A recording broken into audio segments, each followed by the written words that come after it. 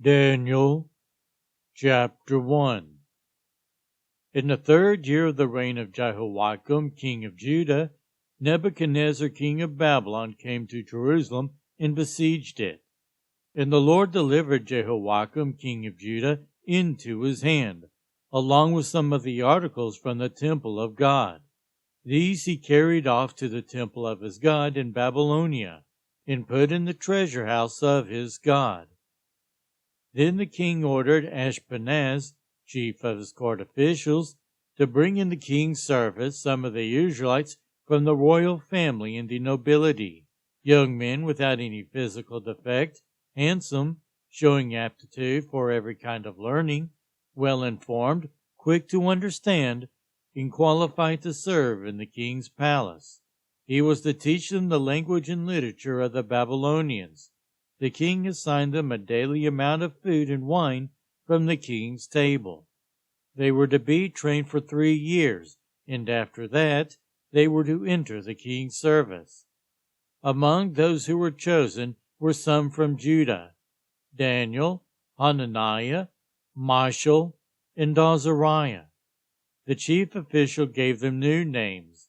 To Daniel, the name Belteshazzar; to Hananiah, Shadrach; to Mishael, Meshach; and to Azariah, Abednego. But Daniel resolved not to defile himself with the royal food and wine, and he asked the chief official for permission not to defile himself this way. Now God had caused the official to show favor and compassion to Daniel, but the official told Daniel, "I am afraid of my lord the king, who has assigned your food and drink. Why should he see you looking worse than the other young men your age? The king would have my head because of you." Daniel then said to the guard whom the chief official had appointed over Daniel, Hananiah, Mishael, and Azariah, "Please test your servants for 10 days. Give us nothing but vegetables to eat and water to drink. Then compare our appearance with that of the young men who eat the royal food, and treat your servants in accordance with what you see." So he agreed to this and tested them for 10 days.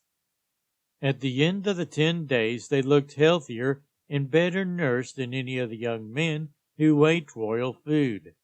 So the guard took away their choice food and the wine they were to drink, and gave them vegetables instead.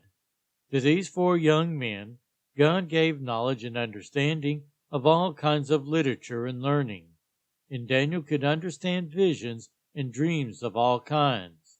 At the end of the time set by the king to bring them into his service, the chief official presented them to Nebuchadnezzar.